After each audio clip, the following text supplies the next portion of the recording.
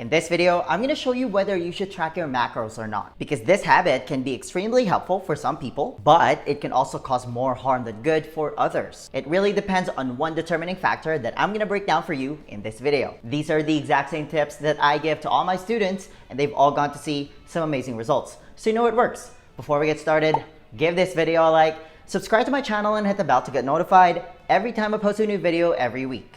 Okay, this is a very common question that I get asked all the time. What do I think of tracking macros? Do I personally track my macros, for example? Yes. Every once in a while. It really depends on what my goals are, how much I'm training. It depends on what's going on in my life, and then I make the necessary adjustments from there. In a perfect world, the ultimate goal for everyone, in my opinion, is to be able to eat intuitively and maintain a lean physique because you're metabolically flexible and your hormones are balanced, which means you're easily able to tap into your fat stores and burn for energy in between meals. That's the definition of metabolic flexibility, and your hormones are balanced because you're eating the right kinds of foods. You're eating foods that activate your satiety hormones, for example. Tracking your macros and hitting specific numbers is an unbelievably efficient way for you to achieve metabolic flexibility because what gets measured gets controlled. Having said that, do you really want to be tracking and measuring every single gram of food you put in your body for the rest of your life?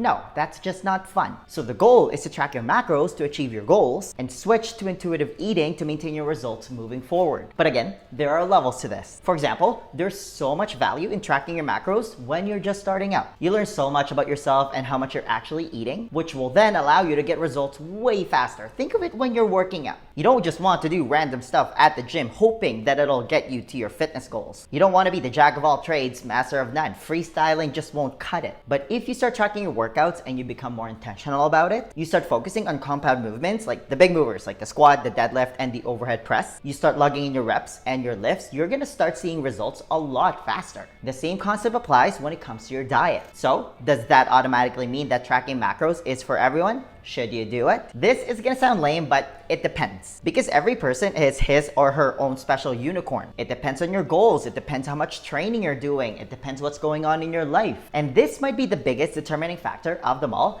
It depends on your relationship with food. Like I said earlier, tracking macros can be extremely helpful for some people, but it can also create more harm than good for others. Let's start with the potential negatives of tracking macros and calories. My number one issue with it is that it can be extremely tedious. You're always weighing or measuring everything. It's just annoying, and I don't want to live like that. But then some people take it to the next level and they become obsessed about it. Their OCD kicks into the next gear. I know someone who weighs their wine, for example. I mean, I'm not saying that that's a bad thing, but again, you just get into this lifestyle of having to track and measure every single gram or ounce of food or drink. On your food tracking app, it just starts to take over your life. You start to attach strong feelings and emotions towards hitting certain numbers and macro ratios, and if you don't hit your numbers, or worse, you go over your calories for the day, you start to feel like a failure. So you obsess even more about hitting your daily macros, and you start measuring everything down to the last milligram. You become one of those people that they despise at restaurants, or maybe you know someone who's like this. Ordering becomes a whole ordeal because you have to add up all the calories. Or maybe they don't have the calories listed and you start freaking out at your server. So you just order a plain chicken breast with no oil or no skin. Maybe you don't even eat at all. Or worse, you start bringing measuring cups and measuring spoons with you. Maybe you break out the food scale at the table. That's just not cool. It just takes out the joy out of eating at that point. It basically becomes a chore. That way of eating can just become so restrictive. You basically become a prisoner to your diet. You start to develop an unhealthy relationship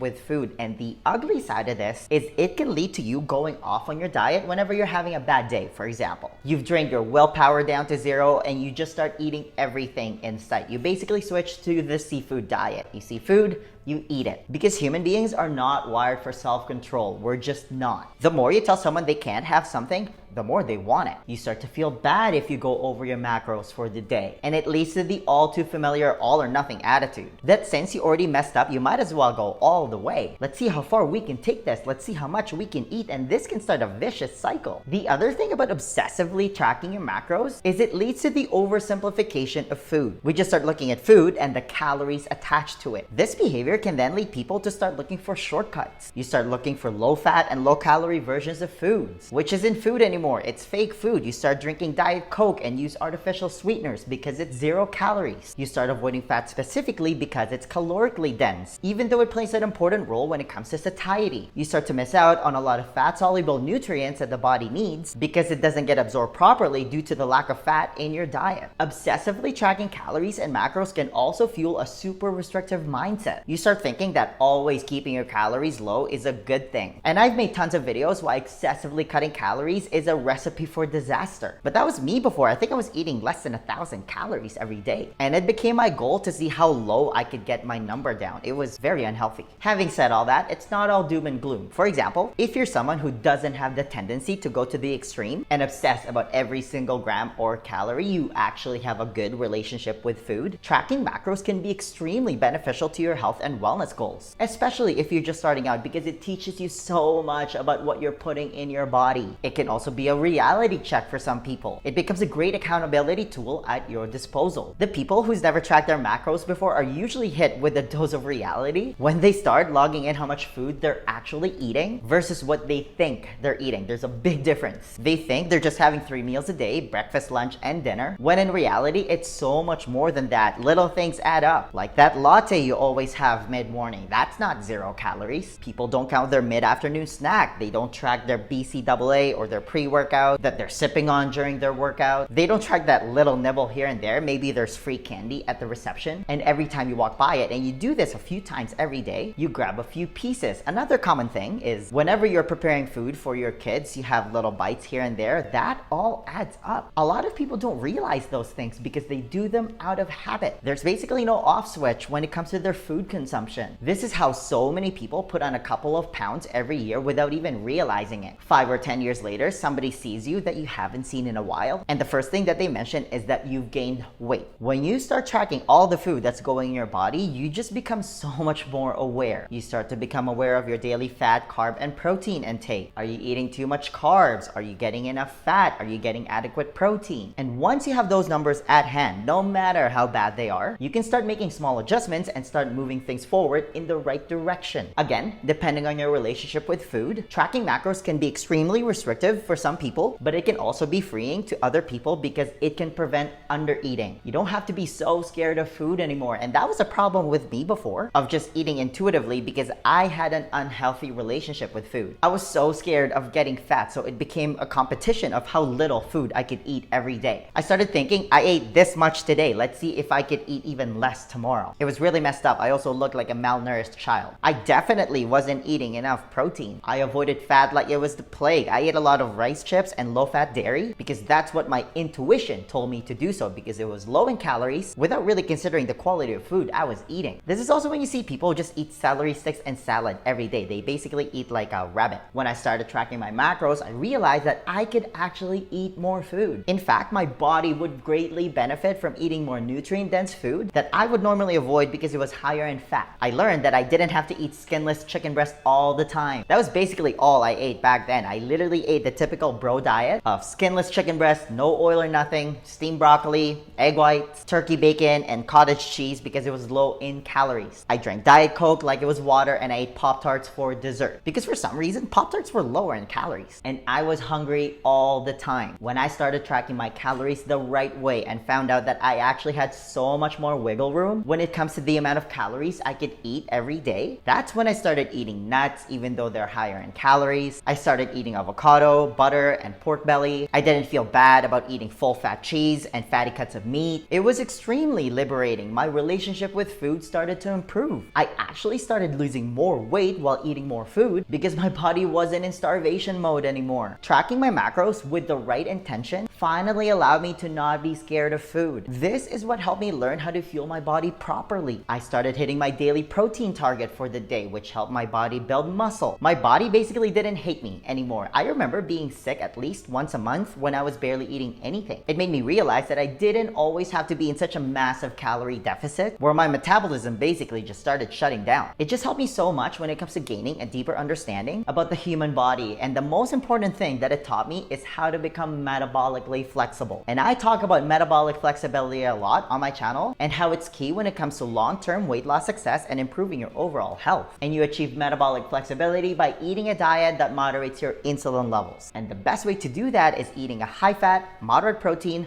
low-carb diet comprised of single ingredient, mostly processed, nutrient-dense whole foods. I started to discover that when I became metabolically flexible, when I was fat adapted, I wasn't as hungry as much. I actually had more energy. And because I was a fat burner, my workouts were infinitely better. I was less likely to go off with my diet because I was actually happy with it. I actually enjoyed the food I was eating. I was satiated. I didn't feel deprived. If I hadn't been tracking, I'd probably still be eating less than 1,000 calories every day, being so scared of food, and I'd be skinny fat. And guess what? Now that I have a good relationship with food, I know my body well, I can eat pizza and ice cream on the same day and not lose sleep over it. Speaking of treats, do you need to track cheat meals? I personally don't, because I know it's a one-off. It's something that I don't do every day. I'll just choose to enjoy myself and stay present in that moment and enjoy whatever treat I'm having. Plus, I'm just gonna feel bad if I track the calories I just ate and obsess about it. That's like going through your significant other's phone. If you look at it, you're probably gonna see something that you won't like. So don't do it. But the other side of that is, as long as it doesn't trigger negative feelings, you can track your cheat meal macros. Maybe you plan ahead and do it beforehand, do it before eating. And maybe that way it'll actually allow you to not overindulge. It really depends where you're at. One last thing,